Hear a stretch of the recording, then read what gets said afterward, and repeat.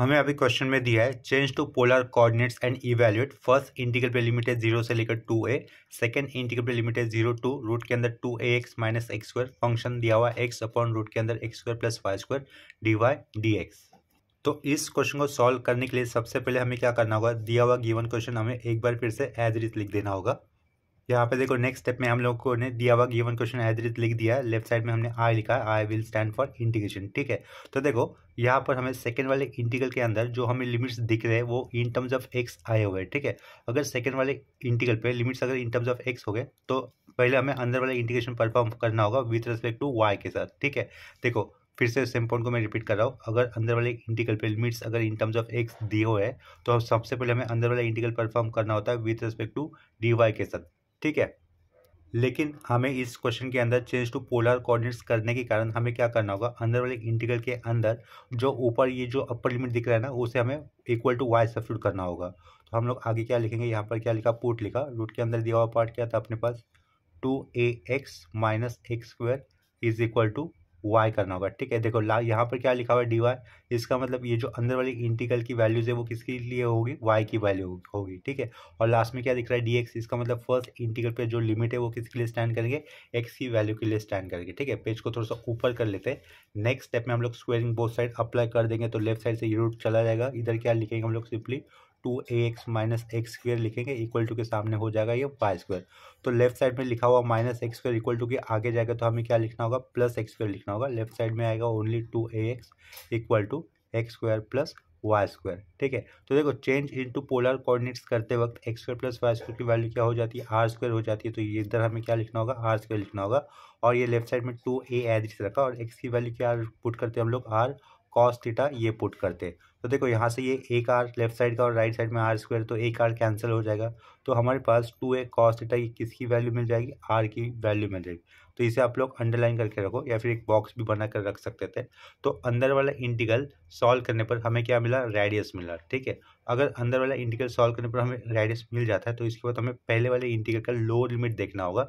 और पहला वाला इंटीग्रल किसके लिए स्टैंड करेगा, एक्स की वैल्यू के लिए स्टैंड करेगा, क्योंकि यहाँ पर लास्ट में हमें डी एक्स दिख रहा है। ठीक है, तो पहले वाले इंटीग्रल का आप लोग लोअर लिमिट का वैल्यू देखोगे जो कि कितना होगा, 0 होगा। ठीक है, और हम लोग इसको किसके साथ करस्पॉन्ड करेंगे, एक्स की वैल्यू के साथ।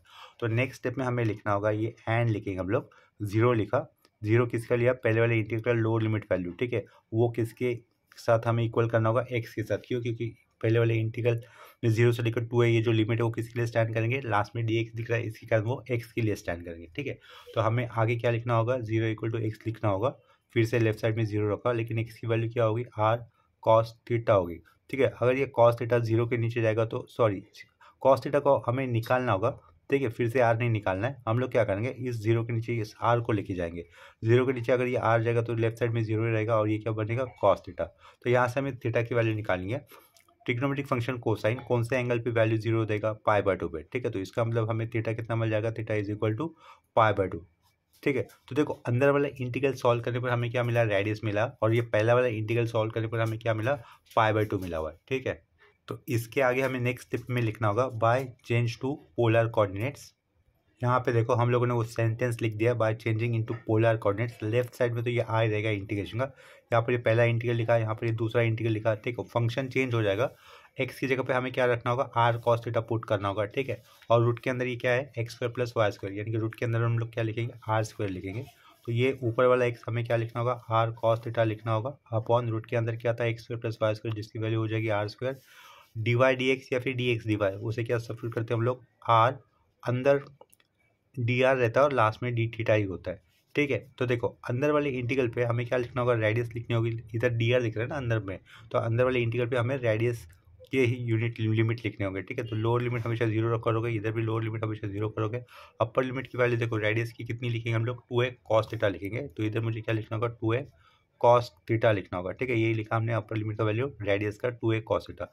और एंगल का अपर लिमिट वैल्यू कितना होगा, पाई/2, तो हमें यहाँ पर क्या करना होगा, पाई/2 लिखना होगा। ठीक है, और नॉर्मली अभी हम लोग इसका इंटीग्रेशन सॉल्व कर देंगे, जैसे कि इंटीग्रेशन कैसे किया जाता है।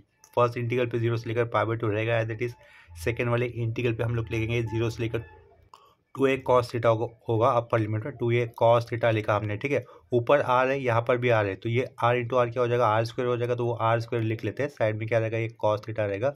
रूट के अंदर आर स्क्वायर है, यानी कि वो रूट के बाहर आएगा तो क्या होगा, सिंगल आर हो जाएगा। साइड में क्या रहेगा, ये डी आर रहेगा और उसके साइड में डी थीटा, ठीक है।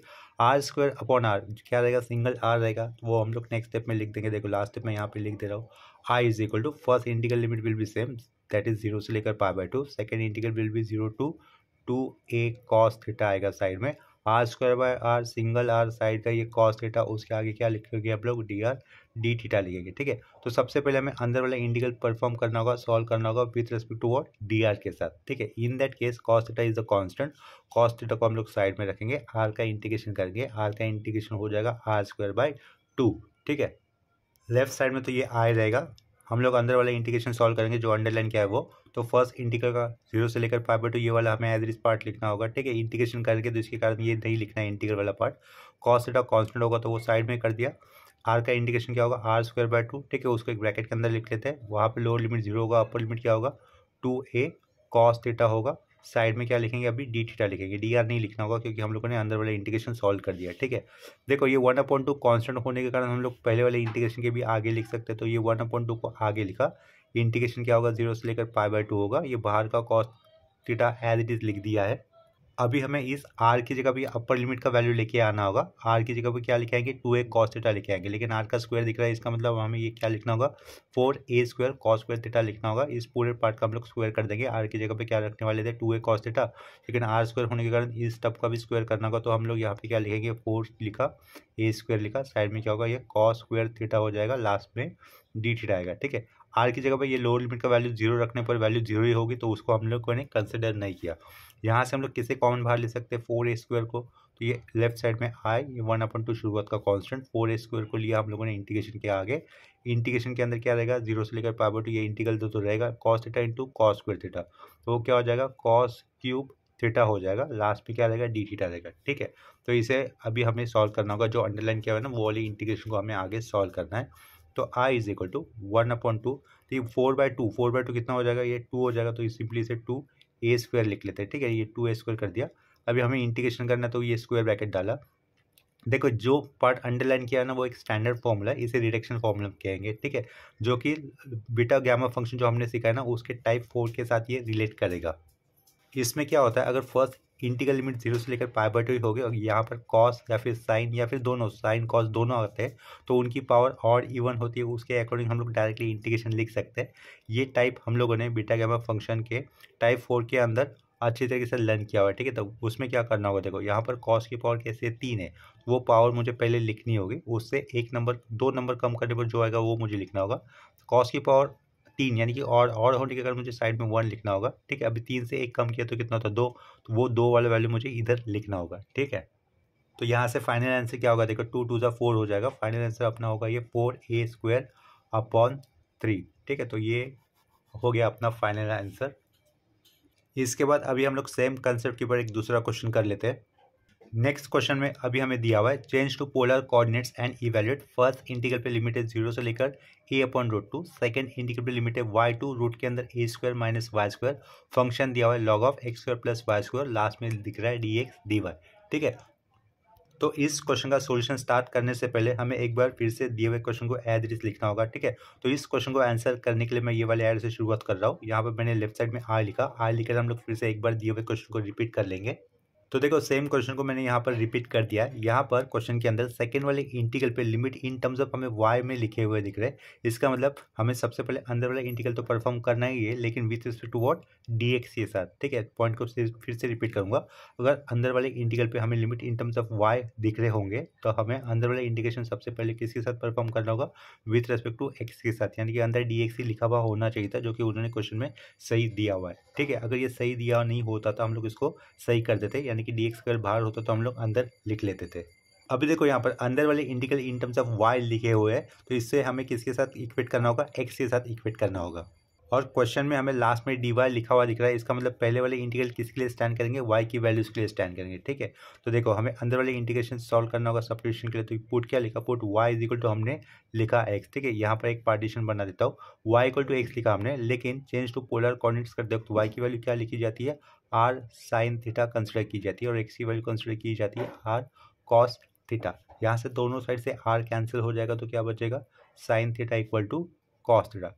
कौन सा एंगल साइन और कॉस इन दोनों के लिए सेम वैल्यू देगा, ठीक है, तो वो होता है π/4। तो हम लोग यहाँ पे क्या लिखेंगे, थीटा इक्वल टू π/4 डायरेक्टली लिख देंगे। ठीक है, उसे अंडरलाइन भी कर दिया है। यहाँ पर पार्टीशन के राइट साइड में हम लोग अपर लिमिट कंसिडर करेंगे, जो दिया हुआ था रूट के अंदर a² माइनस y²। ठीक है, तो वो लिखा हमने a² माइनस y² लिखा रूट के अंदर, इक्वल टू वो x के साथ इक्वेट किया जाएगा। दोनों साइड स्क्वायर करने पर लेफ्ट साइड से रूट चला जाएगा, तो लेफ्ट साइड में रहेगा a² minus y² without root रहेगा, राइट साइड में x का स्क्वायर करना होगा।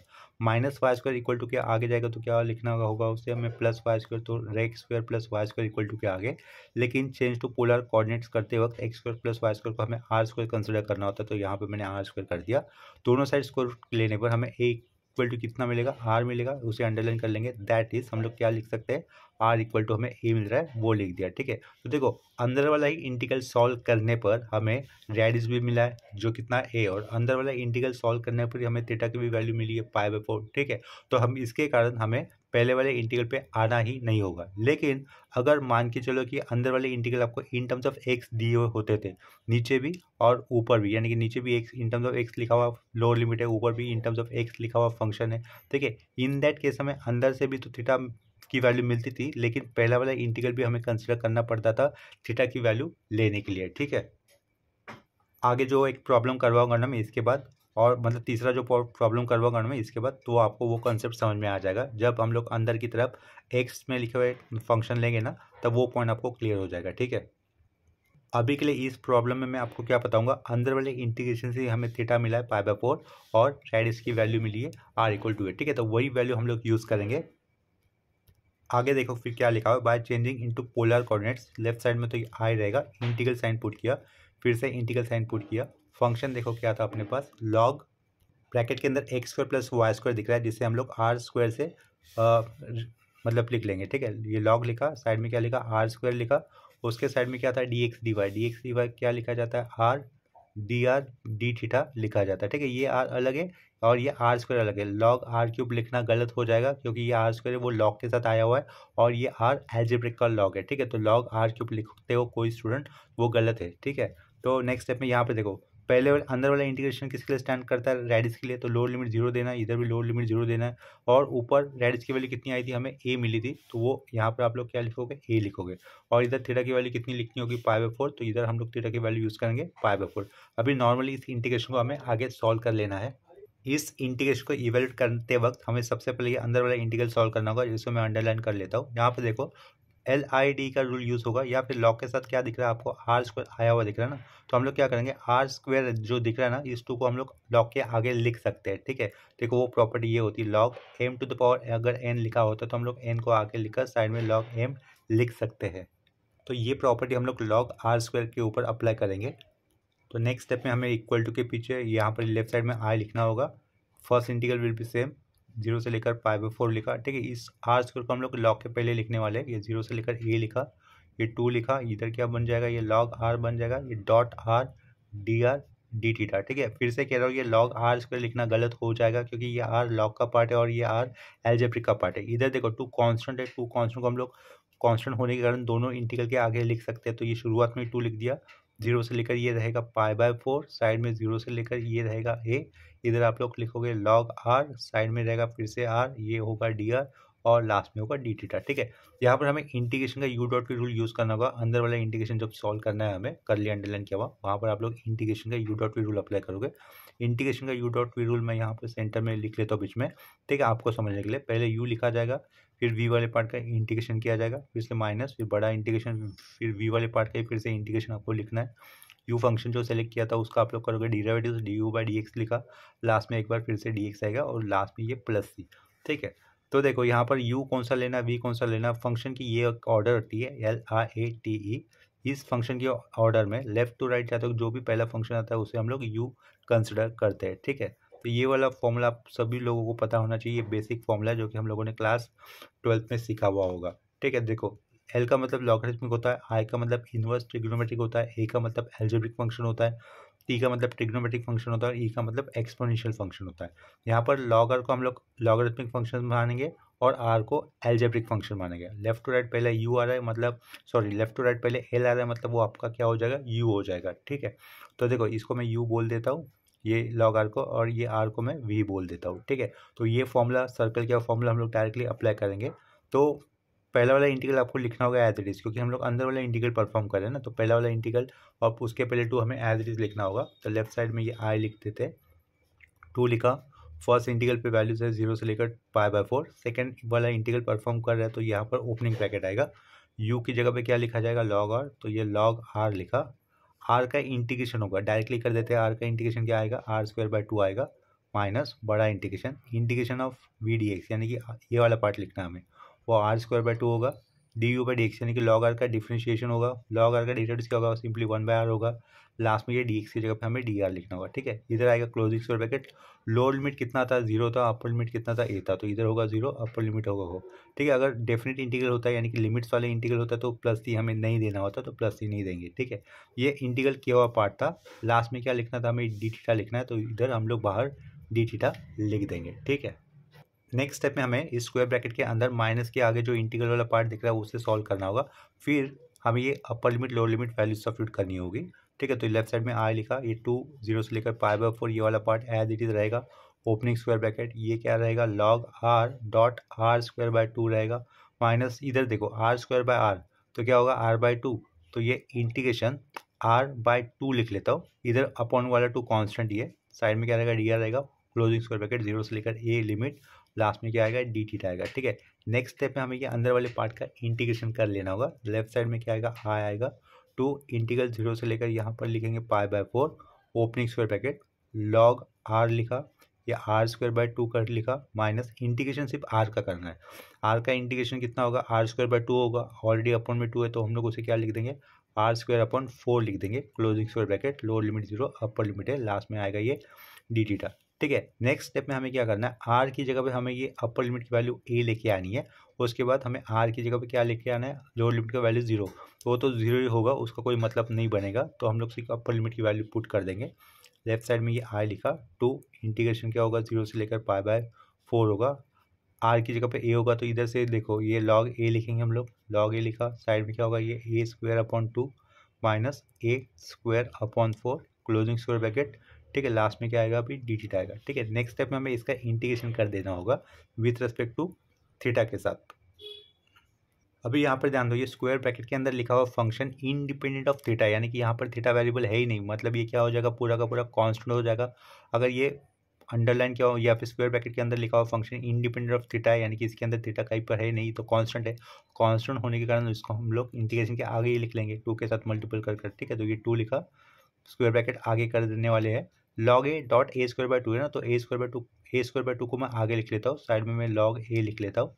ठीक है, माइनस यहाँ पे क्या लिखूंगा, a² कर दूंगा, इस ब्रैकेट को हम लोग आगे लिखे आए, इंटीग्रेशन 0 से लेकर π/4 किसके लिए स्टैंड करेगा, सिर्फ थीटा के लिए, डी थीटा के लिए मतलब।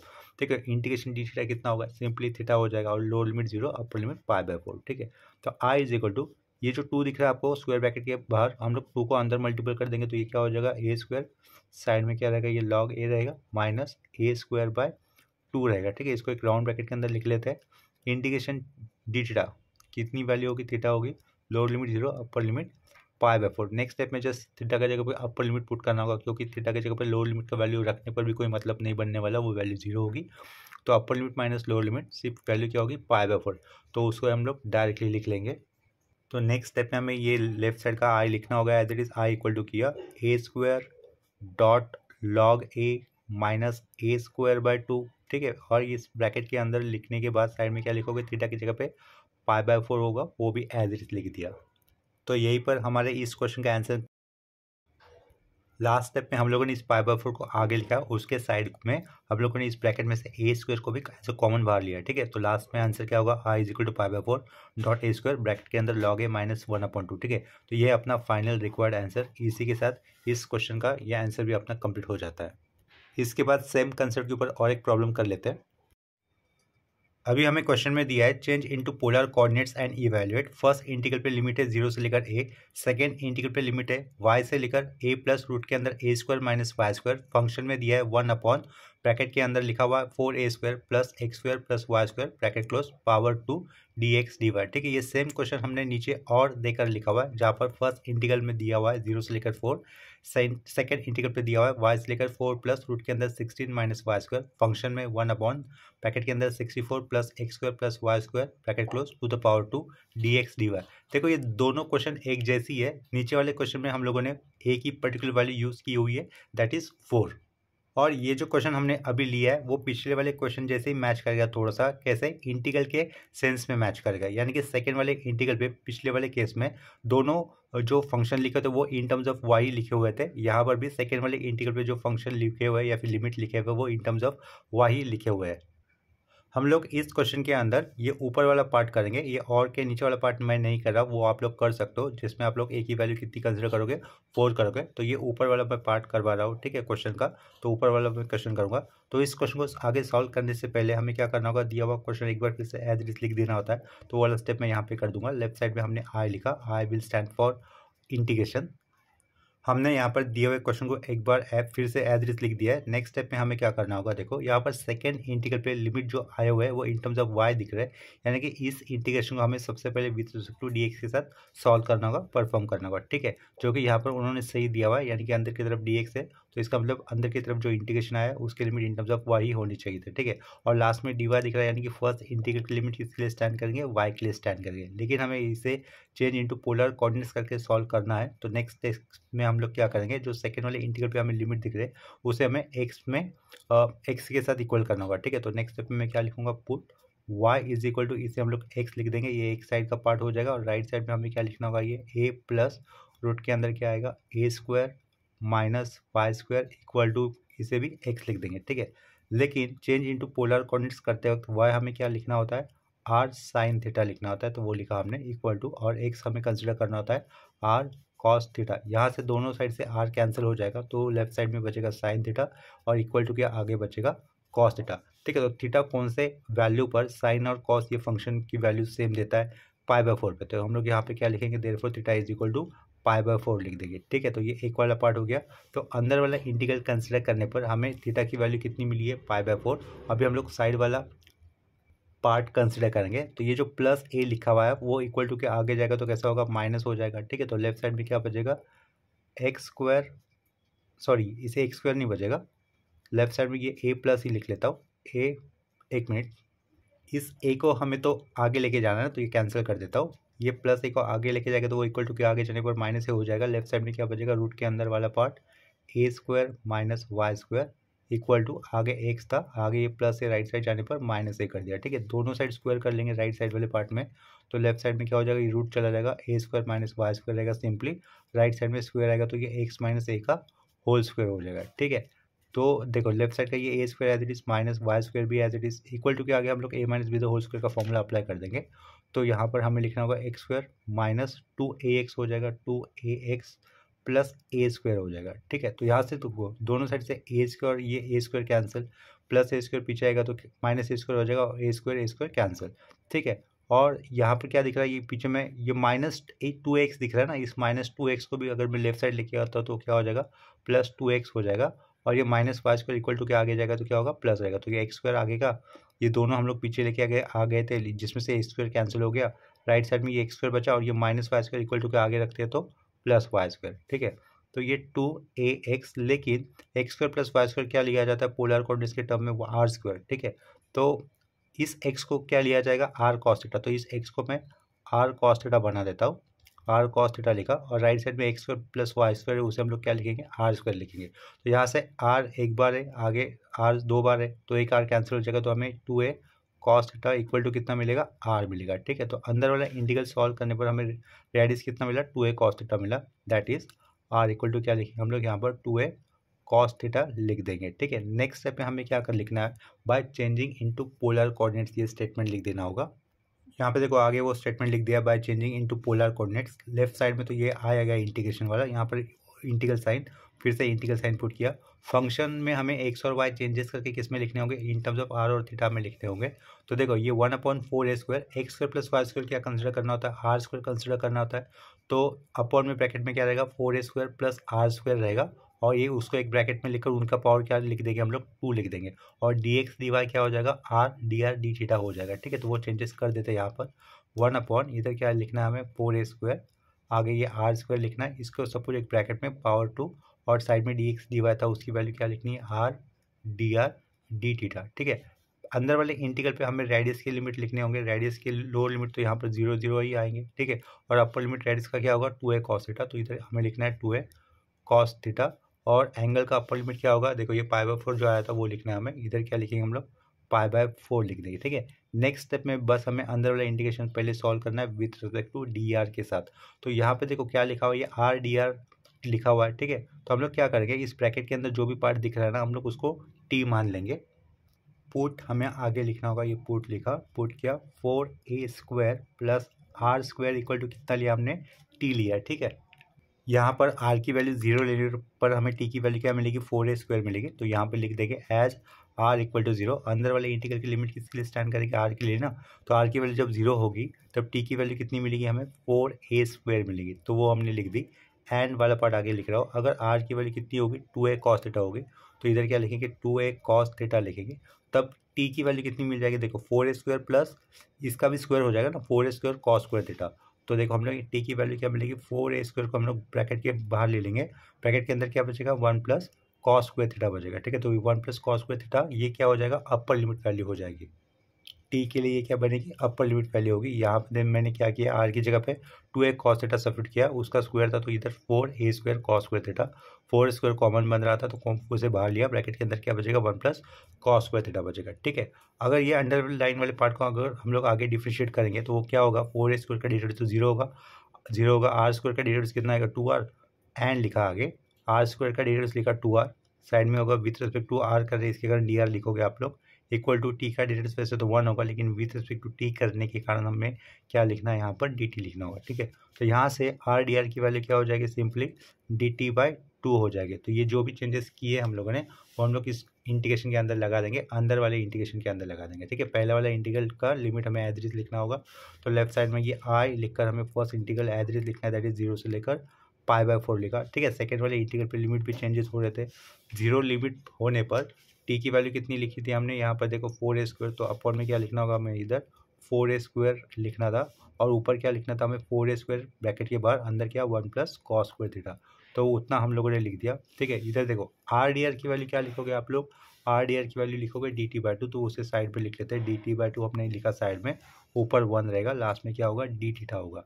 ठीक है, अपॉन में 4a² प्लस आर स्क्वायर हमने क्या माना था, टी माना था, तो वो टी का स्क्वायर रहेगा, तो ये क्या हो गया, टी का स्क्वायर हो गया।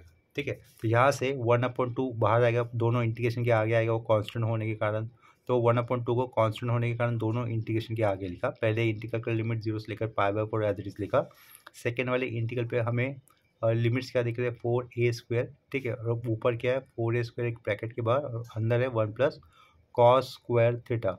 1/t² को हम लोग t⁻⁻2 लिख सकते हैं, तो वैसे लिखा, यहाँ पर होगा dt और उसके लास्ट में होगा डी थीटा।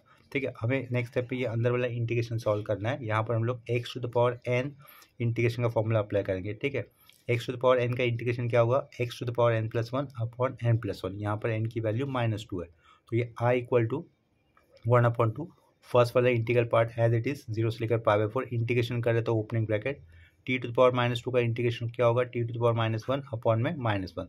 ठीक है, इधर closing square bracket, lower limit की वैल्यू होगी 4a², अपर लिमिट की वैल्यू होगी 4a², ब्रैकेट के अंदर क्या आएगा 1 प्लस cos स्क्वायर थीटा होगा, ब्रैकेट क्लोज। लास्ट में ये dt नहीं लिखना है, अभी इंटीग्रेशन कर दिया ना, लास्ट में क्या लिखोगे, सिर्फ डी थीटा लिखोगे। ठीक है, नेक्स्ट स्टेप में इस माइनस को कांस्टेंट होने के कारण इंटीग्रेशन के आगे लिख सकते हैं, तो क्या हो जाएगा, -1/2 हो जाएगा। ठीक है, तो शुरुआत में ये -1/2 लिखा, इंटीग्रल क्या पुट किया, 0 से लेकर π/4 पुट किया, ओपनिंग स्क्वायर ब्रैकेट डाला, t⁻⁻1 दिख रहा है ना, t⁻⁻1 को हम लोग इस तरीके से 1/t लिख सकते हैं। लोअर लिमिट कितना रखा, 4a² रखा, अपर लिमिट क्या रखूंगा, 4a², ब्रैकेट के अंदर क्या आएगा 1 प्लस कॉस स्क्वायर थीटा होगा, राउंड ब्रैकेट क्लोज, लास्ट में क्या आएगा डी थीटा आएगा। ठीक है, नेक्स्ट स्टेप में यहाँ पर हमें क्या करना है, स्क्वायर ब्रैकेट के अंदर अपर लिमिट की वैल्यू पुट करनी होगी, उसके के बाद माइनस देकर लोअर लिमिट की वैल्यू पुट करनी होगी।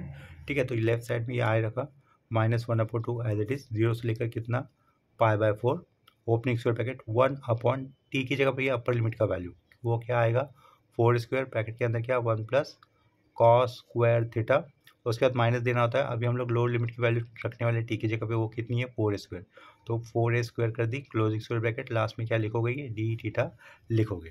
ठीक है, डिनोमिनेटर से देखो हम लोग किससे कॉमन बाहर ले सकते हैं, इस 4 स्क्वायर को बाहर ले सकते हैं डिनोमिनेटर में से, तो कंप्लीट इंटीग्रेशन के आगे भी आएगा, तो आई इक्वल टू हमें -1/2 इंटू उस 4 स्क्वायर को हम लोगों ने डिनोमिनेटर से इंटीग्रेशन के आगे लिखा है, 0 से लेकर क्या होगा ये π/4 होगा। ठीक है, तो ये 1 ये इसे क्या लिख सकते हैं हम लोग 1 प्लस कॉस स्क्वायर थीटा लिख सकते हैं।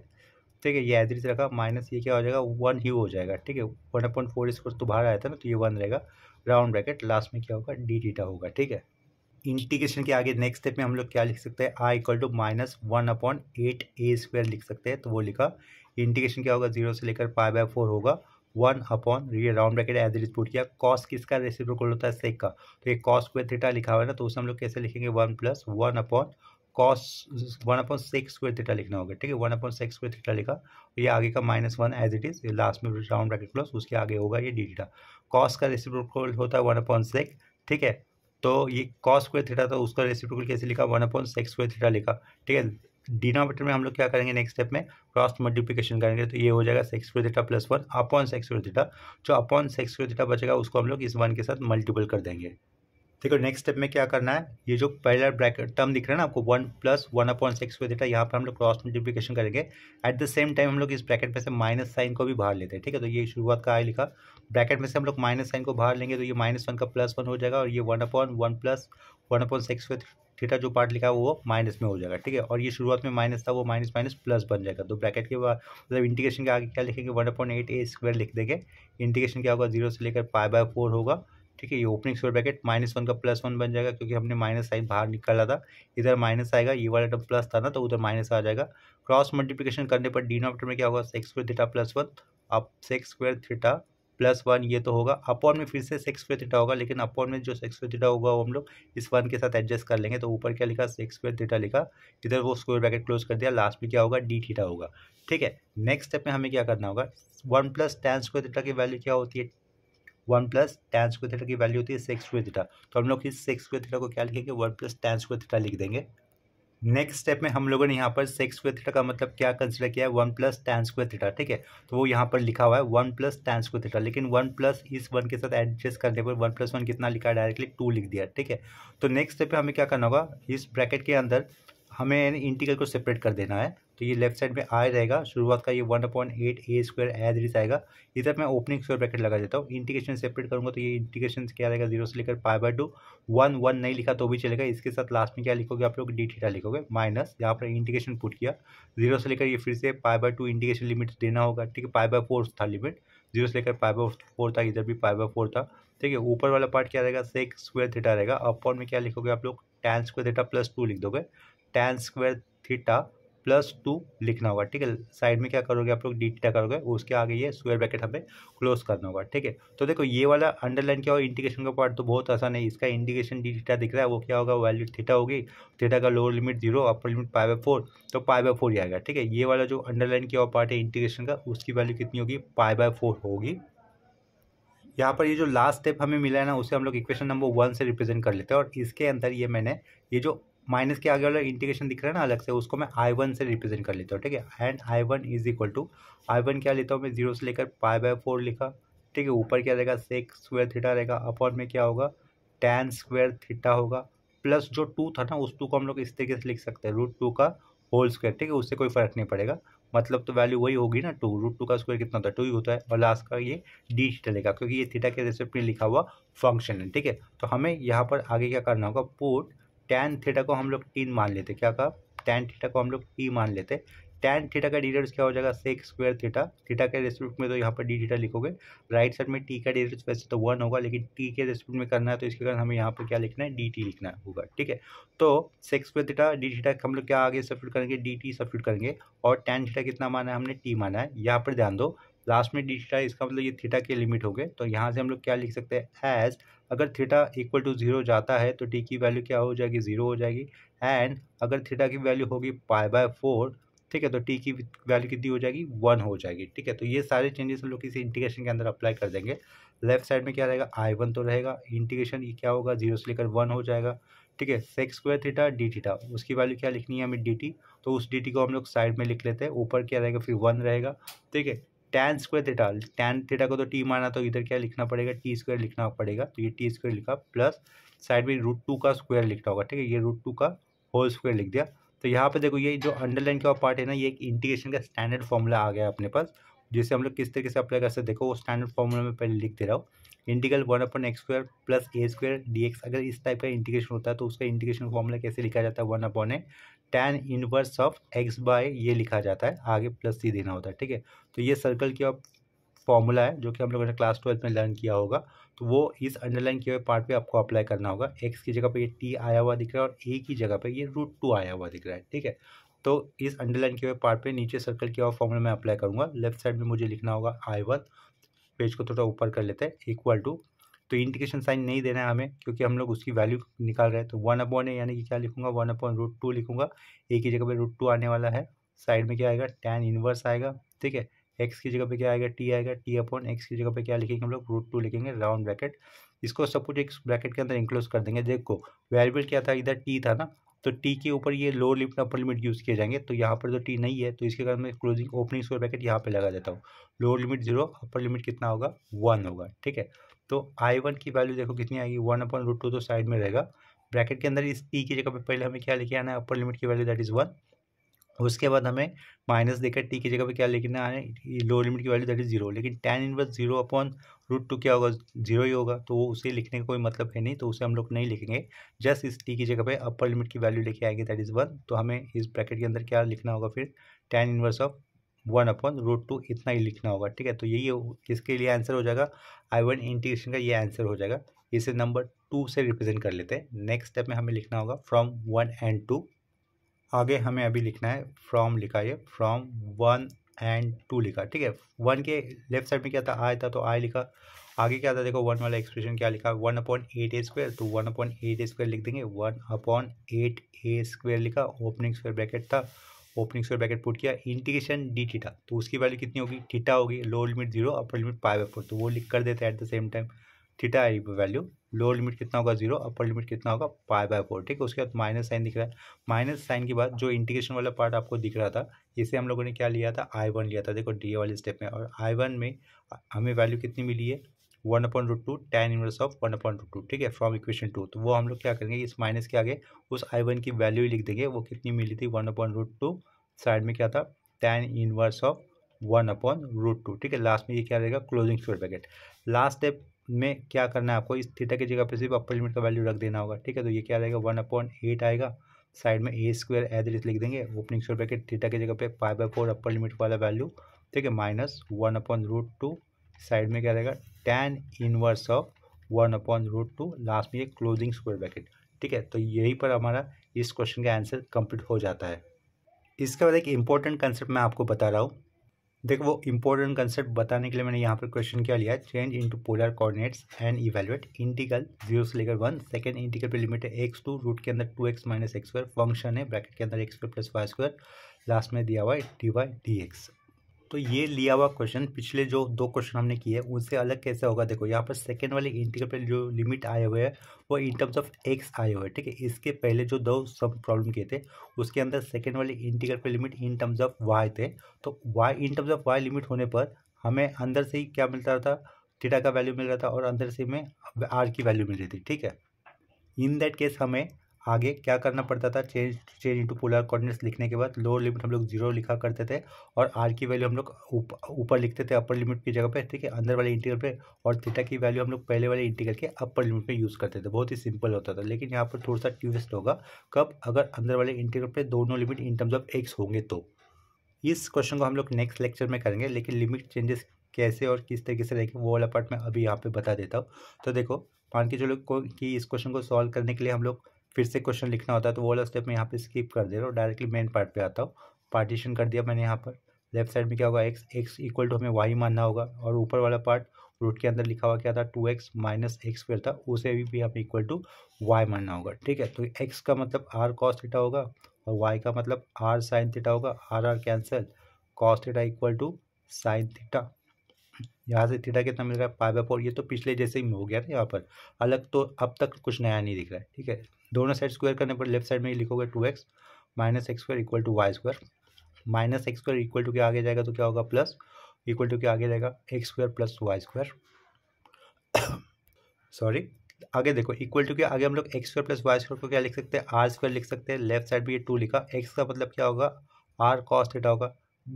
एक आर कैंसिल होने पर 2 कॉस थीटा की वैल्यू क्या हो जाएगी आपके पास आर हो जाएगी। ठीक है, अब तक ये पिछले वाले क्वेश्चन जैसे ही हो गया, बिल्कुल अंदर वाले इंटीग्रेशन से ही भी हमें क्या मिला है, एक जगह पे π/4 मिला और दूसरी जगह पे आर की वैल्यू मिली है। ठीक है, लेकिन यहाँ पर क्वेश्चन के अंदर अंदर वाले इंटीग्रल हमें इन टर्म्स ऑफ एक्स दिख रहे हैं, दोनों लोअर वाला लिमिट भी, और मतलब दोनों जगह पे इन टर्म्स ऑफ एक्स में लिमिट्स होनी चाहिए। ठीक है, इन दैट केस हमें क्या करना होता है, पहले वाले इंटीग्रल का लोअर लिमिट भी कंसिडर करना होता है, यही एडिशनल वाला पार्ट हो जाएगा।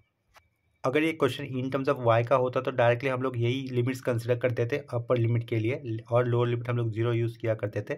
लेकिन यहाँ पर अंदर वाले इंटीग्रल पे दोनों limits in terms of x दिख रहे हैं, इसके कारण हमें ये पहले वाला पार्ट तो बिल्कुल सेम हो गया थीटा और r के लिए, लेकिन हमें पहले वाले इंटीग्रल का लोअर लिमिट वाला पार्ट कंसिडर करना होगा, जो कितना है यहाँ पर 0 है, और किसके लिए स्टैंड किया करेगा, वो x के लिए स्टैंड करेगा। ठीक है, यानी कि हमें क्या लिखना है 0 इक्वल टू एक्स लिखना है। तो हमें नेक्स्ट स्टेप में क्या लिखना होगा, एंड 0 इक्वल टू क्या लिखा x लिखा, फिर से 0 इक्वल टू यहाँ पे क्या लिखूंगा r cos थीटा लिखूंगा। ठीक है, r को आप लोग नीचे लोगे, r तो मिल चुका है हमें, वैसे तो थीटा भी मिल चुका है, लेकिन आप लोग r को ही नीचे लोगे तो 0/r कितना होगा 0, तो इधर क्या होगा cos थीटा बनेगा। और थीटा कौन से एंगल पे कोसाइन फंक्शन में हमें वैल्यू 0 देता है, तो वो होता है π/2। ठीक है, यहाँ इसके कारण हमें यहाँ पे क्या लिखना है, थीटा इक्वल टू π/2 लिखना है। तो थीटा इक्वल टू π/2, ये π/2 आपका अपर लिमिट हो जाएगा और π/4 ये लोअर लिमिट हो जाएगा। ठीक है, क्योंकि π/2 यानी कि 90 होता है, π/4 यानी कि 45 होता है। अपर लिमिट यानी कि π/2 हमें ऊपर लिखना होगा, और थीटा के लिमिट कहाँ पे लिखे जाते हैं, पहले वाले इंटीग्रल पे लिखे जाते हैं। ठीक है, तो इसके आगे आप क्या करोगे, by changing into polar coordinates, वो वाला मान के चलो वो सेंटेंस यहाँ पर इस लाइन में हो गया। लेफ्ट साइड में क्वेश्चन फिर से एज इट इज, यानी कि आई से रिप्रेजेंट किया जाएगा वो इंटीग्रल, ये दूसरा इंटीग्रल। फंक्शन में क्या लिखोगे x square plus Y square, r square represent किया जाता तो वो आर स्क्वायर रिप्रेजेंट किया। यहाँ पर क्या था dy/dx मतलब आर डी आर या डी थीटा।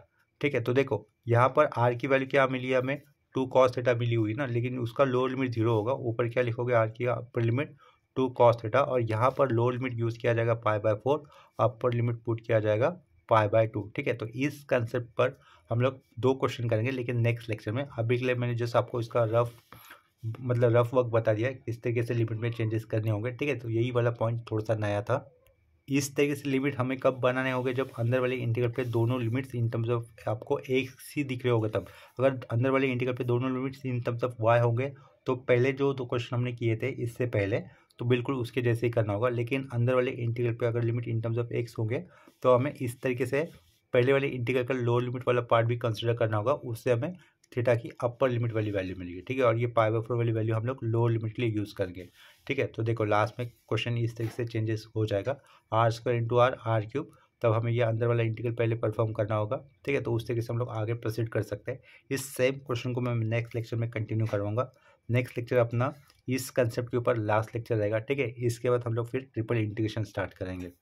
तो इस प्रॉब्लम के साथ अभी के लिए ये लेक्चर हम लोग यहीं पे स्टॉप कर देते हैं। लेक्चर एंड करने से पहले मैं आप सभी स्टूडेंट्स से कहना चाहूँगा कि अगर अब तक आप लोगों ने चैनल को सब्सक्राइब नहीं किया तो चैनल को सब्सक्राइब कर लेना, ताकि आपको आने वाले न्यू अपडेटेड वीडियोस के नोटिफिकेशन मिलते रहेंगे। वीडियोस अगर आपको अच्छा लगे, हेल्पफुल लगे, तो वीडियोस को लाइक भी कर देना और इसे अपने फ्रेंड के साथ ज़रूर शेयर करना। ठीक है, तो अभी के लिए रुकते हैं यहीं पर, मिलते हैं नेक्स्ट लेक्चर में। तब तक के लिए बाय एंड टेक केयर।